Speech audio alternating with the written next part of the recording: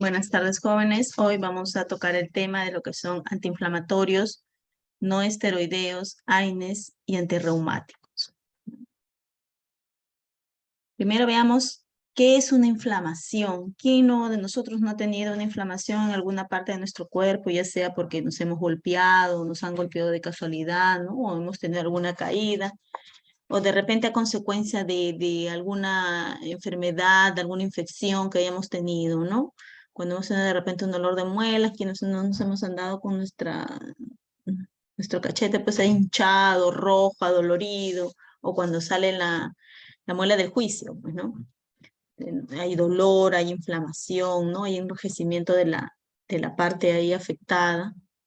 Entonces, cuando se da esta inflamación, como dice acá, es una respuesta de defensa inespecífica de nuestro propio organismo, ¿no?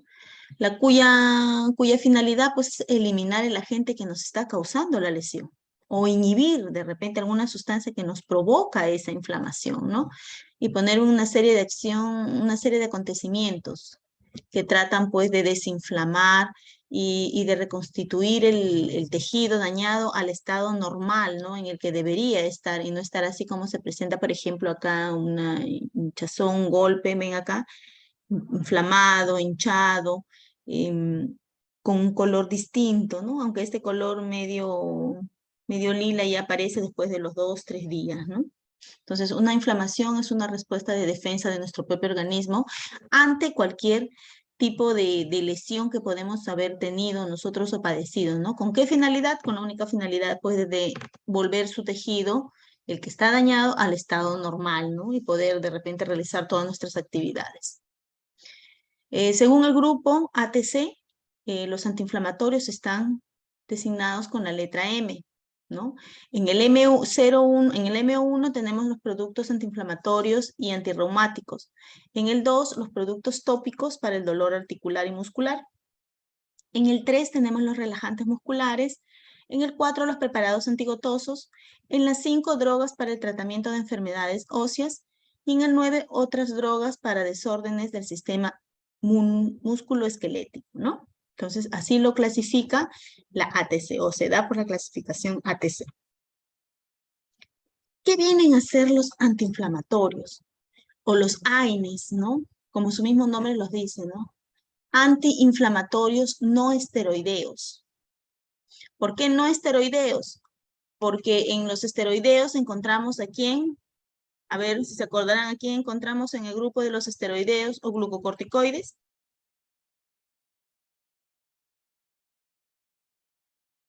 Glucocorticoide, la prednisolona. Prednisolona, ¿no? Muy bien. Prednisolona. ¿Quién más? ¿Otro medicamento? Casi la mayoría terminan en ona, ¿no? Prednisolona, dexametasona, hidrocortisona, ¿no? Esos son fármacos esteroideos o glucocorticoides, ¿no? Esteroideos porque van su estructura es muy semejante o es casi igual que los esteroides que nosotros segregamos en nuestros riñones, ¿no? No esteroideas porque no son, pues, derivadas de esa sustancia, ¿no? Por eso son los antiinflamatorios o los famosos AINES. Son un grupo de agentes de estructura química diferente. Obviamente, solamente están incluidos en el grupo, pero eso no quiere decir que su estructura química sea igual, ¿no? Es igual que en un salón. Pueden ser todos de sexto A, por ejemplo, pero cada uno de ustedes son diferentes, ¿no? Entonces, lo mismo sucede con los AINES. Tienen como efecto primario inhibir la síntesis de la prostaglandina, ¿no? Que son mediadores de todo lo que es el dolor y la inflamación que nosotros vamos a padecer después de alguna lesión que podamos tener en alguna parte de nuestro cuerpo, ¿no? A través de la inhibición de una enzima llamada ciclooxigenasa. Los AINES o los antiinflamatorios tienen pues acciones farmacológicas, ¿no? Tienen varias, muy aparte de estas de acá, ¿no? Tienen acción antiinflamatoria, tienen acción analgésica, antipirética, antiagregante plaquetario, también tienen uricosurca, entre otros. La acción antiinflamatoria se da por la inhibición de esta prostaglandina, ¿no? Entonces, ¿qué se provoca? Vasodilatadoras, habrá menos vasodilatación e indirectamente edema. Otros mecanismos nos bien conocidos también. La acción analgésica obviamente es aquella que nos va a calmar el dolor de esa parte inflamada, ¿no? Antipirética es, ya ustedes saben, que va a bajar la fiebre, ¿no? Causada de repente por factores inflamatorios. Y la acción antiagregante plaquetaria, que solamente la tiene, pues, ¿quién tiene esa acción antiagregante plaquetaria?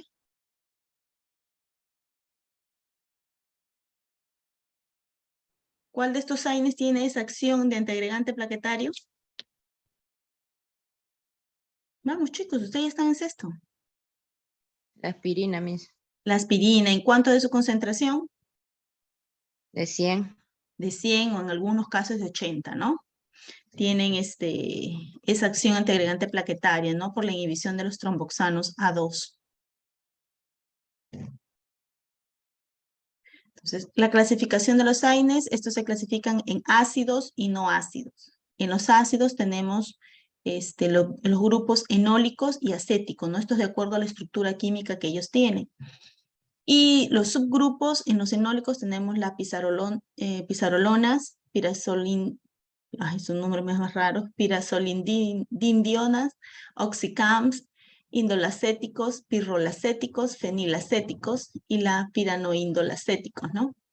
Entre las primeras tenemos el metamizol, la segunda la fenilbutasona, los oxicams, con esa no nos vamos a equivocar, piroxicam y meloxicam, las indolacético, la indometacina, los pirrolacéticos, el ketorolaco, fenilacético, el diclofenaco y la piranoindolacético, etodolaco, ¿no? Que son algunos pocos que se pueden usar. En los no ácidos tenemos, por ejemplo, el naproxeno, el ácido mefenámico, la clonixina, nimesulina, nabumetona, el paracetamol. En algunos casos hay autores que no incluyen al paracetamol, ¿no? Porque nosotros al estudiar los AINES, ¿qué son los AINES?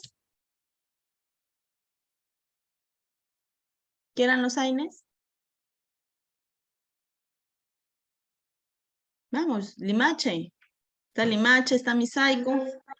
Antiinflamatorios no esteroideos. ¿Y se podría considerar el paracetamol dentro de este grupo? Sí, ¿Por qué? porque es un antiinflamatorio, Miss. ¿Qué me dice misaico? ¿El paracetamol es un antiinflamatorio?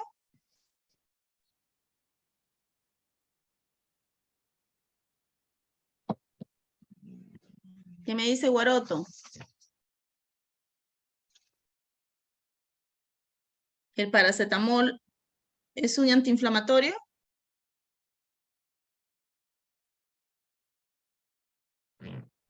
No, Miss, es un analgésico antipirético. Es un analgésico, muy bien que te hayas corregido, dije, es un analgésico y antipirético, ¿no? Por eso es que muchos autores no los consideran dentro de la clasificación de los AINES, porque los AINES son antiinflamatorios, ¿no? Antiinflamatorios. Y el paracetamol solamente tiene acción analgésica y antipirética, nada más, ¿no? Entonces, en este caso los han considerado. Clasificación de los AINES también encontramos el grupo COXIF, ¿no? Esto es el grupo COVID. Inhibidores, en el grupo están los inhibidores selectivos de la ciclooxigenasa, ¿no? COXIF, su mismo nombre lo dice, ¿no? Porque inhiben selectivamente la ciclooxigenasa 2. Tenemos el famoso Celecoxib, el Parecoxib, ¿no? Entre otros, ¿no? El más hemos usado es el Celecoxib. Aquí también hay otra clasificación, pero de acuerdo a su potencia, ¿no? De baja potencia y rápida eliminación tenemos los salicilatos. Aquí tenemos el ácido acetilsalicílico y el ácido salicílico. El ibuprofeno, ¿no? El ácido mefenámico y ácido niflúmico. De alta potencia y rápida eliminación tenemos el flurbiprofeno, el ketoprofeno, diclofenaco, indometacina, ketorolaco, ¿no? De potencia intermedia y también su eliminación es intermedia, tenemos el diflunisal y el naproxeno. También el 6-MNA es un metabolito de la nabumetona, ¿no? De alta potencia y lenta eliminación meloxicam, piroxicam, tenoxicam, ¿no? Entonces, de acuerdo, ya nosotros, si se acordarán ustedes, se van a administrar a estos fármacos de acuerdo a la potencia. Obviamente, si nosotros vamos a prescribir, si los médicos, mejor dicho, porque nosotros no prescribimos, ¿no? Van a recetar ibuprofeno, pues cada que cierto tiempo tomamos un ibuprofeno de 500 miligramos.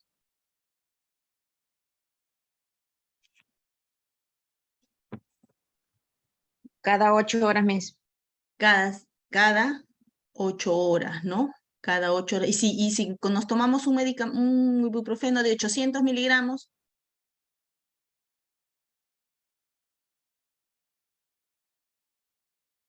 ¿lo tomaremos igual cada 8 horas?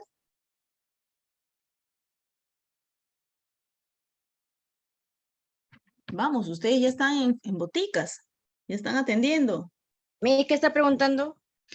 Si le diéramos un ibuprofeno de 800 miligramos, ¿cada cuánto tiempo se lo daríamos? Cada 12.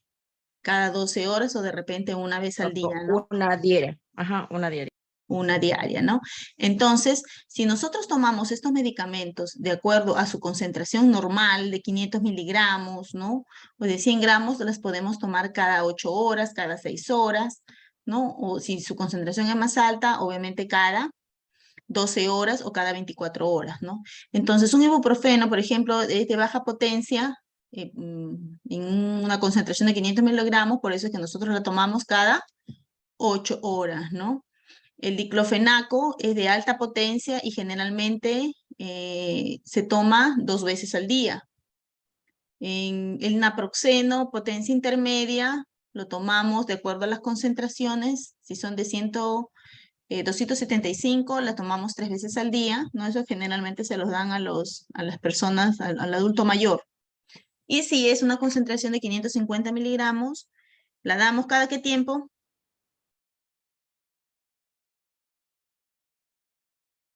Cada 12. Cada 12 horas, ¿no? El meloxicam también de repente cada 12 horas o una vez, dependiendo el estado del paciente, ¿no? También se tienen que ver mucho las otras patologías que pueda padecer el paciente, ¿no? Si es un paciente aparentemente normal, solamente tiene algún problema o una patología nada más presenta de una artritis, una artrosis, se le puede dar 1 o 2 veces al día, ¿no? Para calmar ese dolor, pero ya cuando la persona tiene otra patología adicionada, como por ejemplo una insuficiencia renal, una cirrosis, hígado graso, entre otros, ahí obviamente la dosis se va a modificar, pues, ¿no? Porque puede causarle más daño en estos órganos. De carácter no ácido, tenemos el paracetamol. Entonces, no nos va a dañar mucho en nuestros órganos, sobre todo el estómago. Entonces, generalmente a veces se da cada 8 horas o cada 6 horas, ¿no? Cuando hay un intenso dolor o hay fiebre. Pero eso no quiere decir que el paracetamol sea inocuo, ¿no? O sea, que no nos cause daño. También puede causar una intoxicación por paracetamol.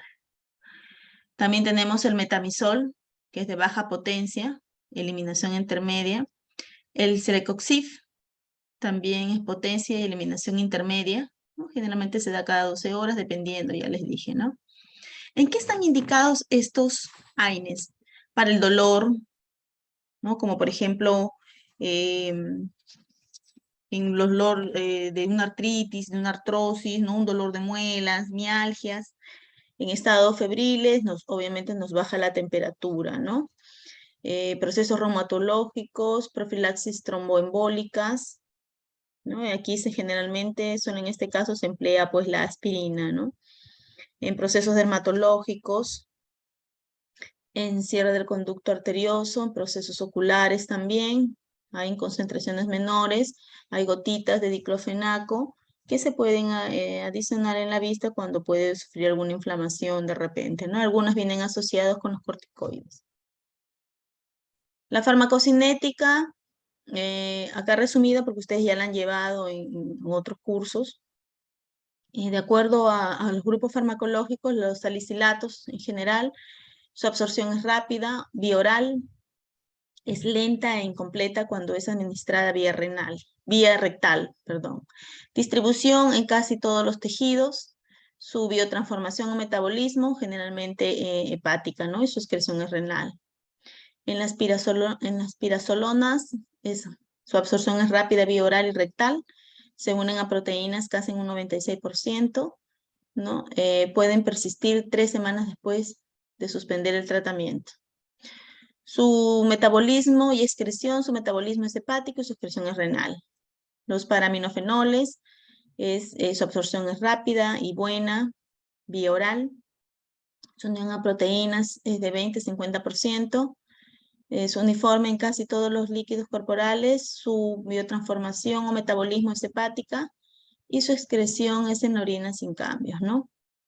Los grupos acéticos, su absorción es rápida vía oral, su unión a proteínas es en un 90%, su metabolismo es hepático y su excreción es renal, biliar y en las heces también, ¿no? Los fenamatos, como el meclofenamato, su absorción es más rápida, ¿no? Hay poca información de su distribución y en su metabolismo, obviamente también es a nivel hepático y su excreción es vía renal, ¿no? El ácido propiónico, su absorción es buena vía oral, vía rectal eficiente, pero es más lenta, ¿no?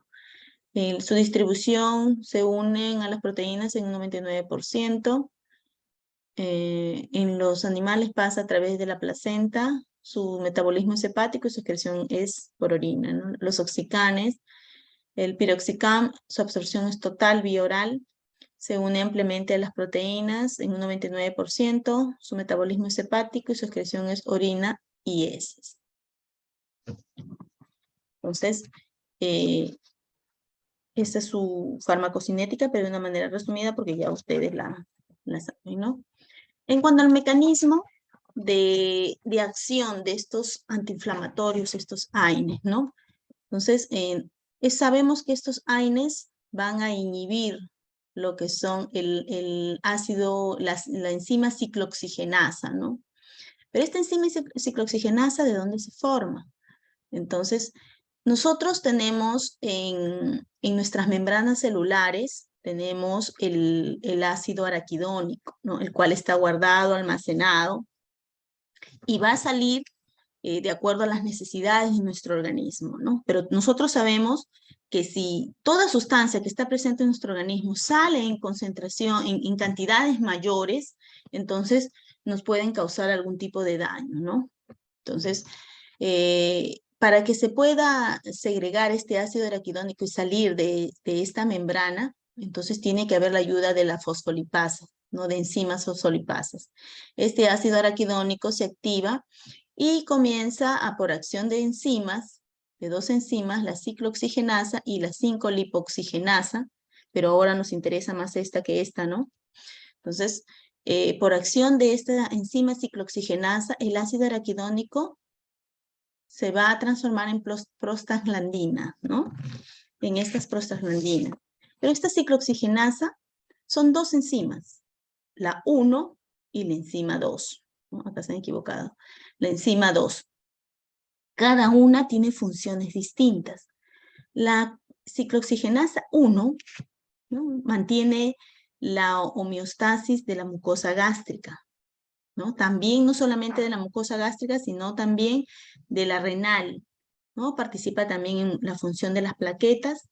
Induce también la producción de tromboxano A2, que es el responsable, pues, de lo que es la agregación plaquetaria y también la vasoconstricción, ¿no? La A2, la ciclooxigenasa 2, perdón, produce inflamación, produce dolor, fiebre, ¿no? Pero también está constituida o está presente en el riñón, en el endotelio, en el cerebro, ¿no? Entonces, la diferencia de estas dos, aparte de las que ya les he mencionado, es que la ciclooxigenasa 1 se va a segregar en una proporción normal que va a realizar todas estas funciones mencionadas y más, ¿no?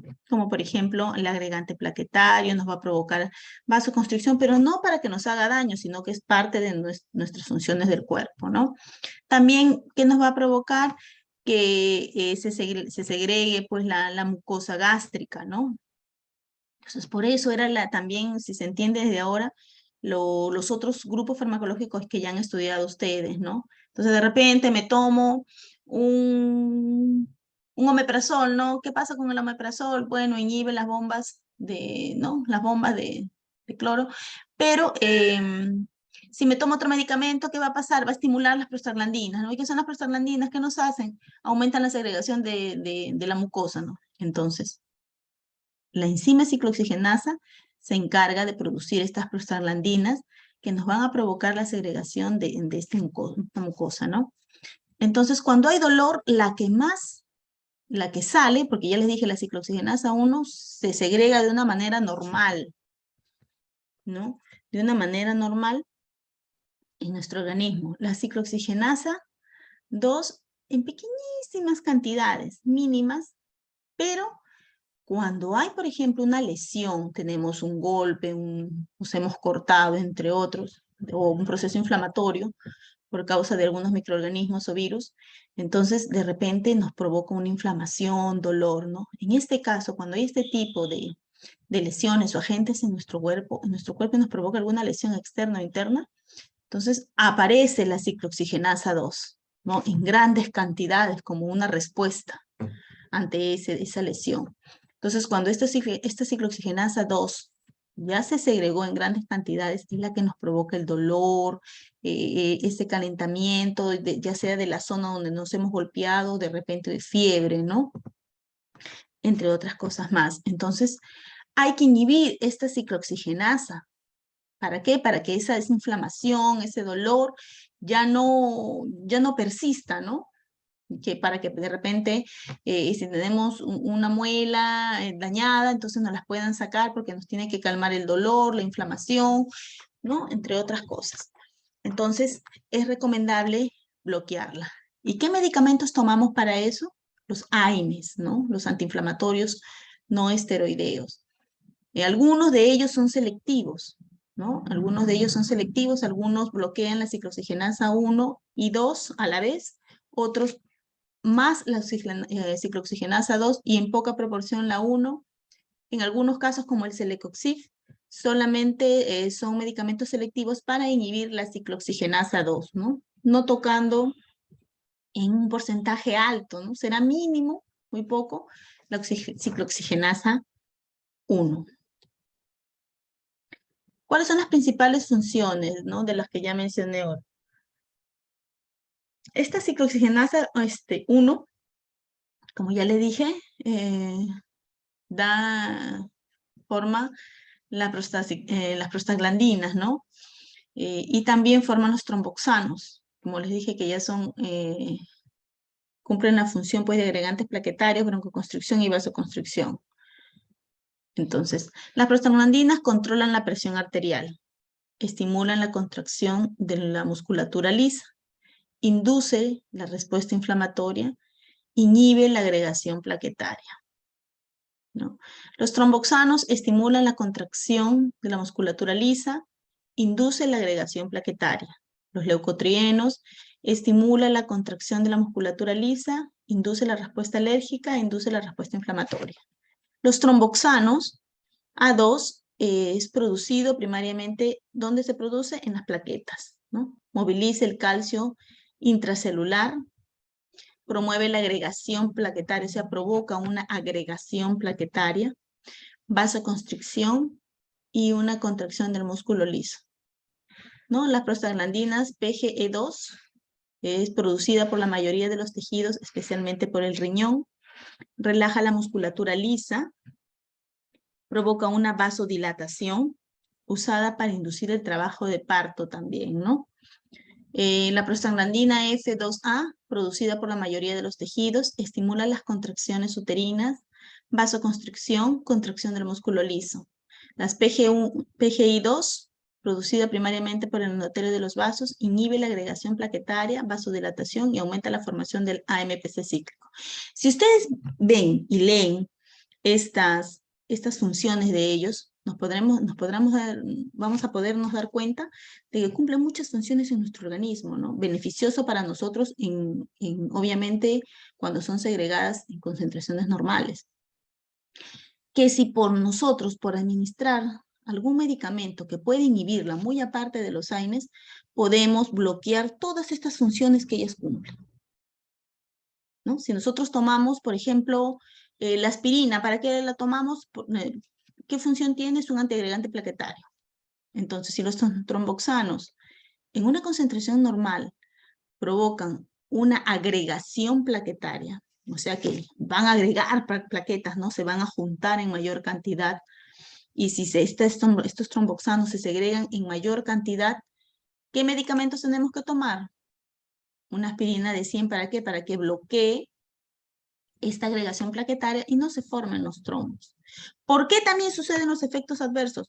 Porque cuando nosotros tomamos algún medicamento que inhiba estas enzimas, ya no va a las prostaglandinas, ya no va, por ejemplo, en el riñón, ya no va a provocar una vasodilatación, ya no va a relajar la musculatura lisa, ya no va a provocar que haya una función normal o un equilibrio hídrico en los riñones y lo pueda dañar, ¿no? Entonces, por eso es que hay muchas personas que cuando sufren de estas artritis o artrosis, toman muchos analgésicos. Si podemos observar esto de aquí, las funciones que van a cumplir, la mayoría de efectos o consecuencias de administrarse tantos AINES tienen problemas renales y también sufren de hipertensión arterial, ¿ya? Entre otras. Aquí, como hemos visto, los AINES van a bloquear la formación de esta enzima. Al bloquear la formación de esta enzima, pues van a bloquear todas estas funciones, ¿no? Entonces, en el caso de los esteroides o de los corticoides, como la dexametasona, no va a inhibir ninguna de estas enzimas, ni la 1 ni la 2, sino de frente va a inhibir la enzima fosfolipasa 2, ¿no? Los corticoides actúan aquí, o sea que no va a haber formación del ácido araquidónico, porque van a atacar de frente acá. En cambio, los AINES sí van a inhibir estas ciclooxigenasas. Para acotarles algo, ¿ya? Adicionarle. Hay cosas que aquí yo estoy hablando y no están en sus separatas o en su copia, adicionando, pero son cosas que van a venir en los exámenes. Así que los que no han entrado es una pena. Inhibición de la síntesis de los eicosanoides o el ácido araquidónico, los corticoides, que les dije, inhiben la actividad de la fosfolipasa, ¿no?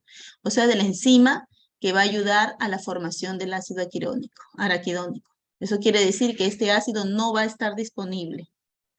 Los antiinflamatorios o los AINES, en este caso van a impedir que se forme, que se forme o inhiben la enzima, mejor dicho, de la ciclooxigenasa 1 o 2, ¿no? Los esteroides inhiben la producción total de los eicosanoides, la aspirina inhibe solamente la vía de ciclooxigenasa, entonces en dosis mínima inhibe los tromboxanos A2, ¿no? Pero solamente los tromboxanos A2 y no la prostaglandina GI2. Entonces, si nos volvemos acá, los tromboxanos promueven la agregación plaquetaria. Al inhibirla, la aspirina, las plaquetas ya no van a producirla, ¿no? Entonces, ya no va a movilizar el calcio intracelular. Ese calcio dentro de la célula se va a quedar. Y lo que va a provocar es que haya mayor latidos, ¿no? Ya va a inhibir la agregación plaquetaria, va a provocar una vasodilatación y un relajamiento del músculo liso, si tomamos la aspirina, pero nos dice de que no va a inhibir esta PGI2, ¿no? O sea que va a ayudar a esta PG1, como ven acá. ¿Cuál es su función? Que inhibe la agregación plaquetaria, que provoca vasodilatación, ¿no? Es producida claro, la cual la produce por el endotelio de los vasos. Entonces, la aspirina, al bloquear esto, va a provocar casi todo esto, ¿no? Sumándose a la prostaglandina. Entonces, por eso es que no se forman los coágulos, ¿no? Por eso es que hay una mejor vasodilatación, ya no hay una vasoconstricción y va a haber, por lo tanto, una mayor irrigación. ¿Cuáles son los efectos adversos? Malestar epigástrico, obviamente, nos puede provocar una gastritis al tomar tantos antiinflamatorios. Por eso es recomendable tomarse un omeprazol o de repente una ranitidina, una lansoprazol, pantoprazol, dependiendo de lo que el médico le prescriba, ¿no? O comiendo de repente una papaya picadita que nos refresque y tiene enzimas antiinflamatorias. El efecto cardíaco, ¿no? Cardioprotector, también el hígado, porque nos puede provocar una intoxicación, ¿no? O si padece, pues de repente de hígado graso o una cirrosis, ¿no? En pacientes con intolerancia a los que son alérgicos, aumenta la mortalidad perinatal, ¿no? O en hemorrágica preparto y posparto.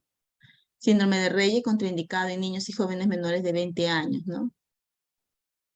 Contraindicaciones absolutas o relativas cuando hay úlceras, estados de hipoperfusión renal, daño hepático, hipersensibilidad a los AINES, hipertensión arterial, trastornos de coagulación, interacción farmacológica, uso simultáneo de corticoides. Está contraindicado en todo eso, ¿no? Y hay que tenerlo en cuenta porque hay niñitas que a veces se les pregunta, no, Miss, estoy con cólicos, me ha dado una gastritis, pero me he tomado un ibuprofeno. ¿Qué ha provocado esto? Que aumente el daño, ¿no? En la mucosa. El uso simultáneo con corticoides. Bueno, hay muchos médicos que recetan el diclofenaco con la dexametasona, ¿no? Cuando tenemos dolores intensos, ¿no? De repente de artrosis, artritis, o alguna caída, o entre otros, ¿no? Entre otras causas o factores. ¿Por qué? Porque si el ibuprofeno, el corticoide solo, cuando es administrado vía oral, nos provoca una gastritis o una lesión en las paredes del estómago, en la mucosa, entonces, sumado los dos, imagínense, va a haber una alta potencia, no sé, un sinergismo, va a provocar que ese efecto, si antes era de 10, este sea de 20, no suma. Por eso es que no debemos automedicarnos y poder de repente usarlo una vez o 2 veces, pero no en grandes cantidades porque nos van a dañar nuestros órganos. ¿Ah? Y por eso es que a veces hay que ayudar a ese tratamiento con algún protector de la mucosa o de repente si ya no lo hemos tomado en cuenta, nuestro omeprazol, lansoprazol, ¿no? La interacción de estos medicamentos hay que tener mucho en cuenta con qué otros medicamentos tomarlos, de repente tomarlos si lo necesitamos por alguna otra patología que nosotros podemos presentar. Es más recomendable administrarlos separados, ¿no? En horas separadas, un par de horas, 3, 4 horas de diferencia. ¿Por qué? Porque en algunos casos pueden aumentar la concentración plasmática del otro medicamento, pueden bloquear también la acción farmacológica de los medicamentos, como por ejemplo cuando se toma un captopril, ¿no? Con un AINES, entonces estos AINES van a bloquear el efecto del captopril, ¿no? Por eso es más recomendable, si es necesario, porque hay personas que sufren de artritis o artrosis y aparte tienen este problema de hipertensión, entonces tomarlos en espacios separados, ¿no? De 4 o 5 horas de preferencia, ¿no? También con las personas diabéticas, en el caso que estén tomando pues la glibenclamida, ¿no? Aumenta el efecto hipoglucémico, quiere decir de que va a hacer que su glucosa baje demasiado. Entonces, en un diabético no puede estar con la glucosa muy, muy, muy por debajo, ni casi normal. Generalmente su glucosa para ellos normal es de 115, 120, ¿no? Para ellos es normal. Pero imagínense si le damos algún medicamento, algún AINES, va a bajar, entonces no es recomendable. Con el alcohol, obviamente va a aumentar el riesgo de hemorragia gástrica, ¿no? Los antiácidos alumínicos aumenta el efecto del ácido mefenámico, ¿no? Entonces, es muy importante cuando nosotros vamos a tomar o vamos a administrarnos algún tipo de AINES, ¿no? Tener siempre presente todos los daños que nos puede causar en nuestros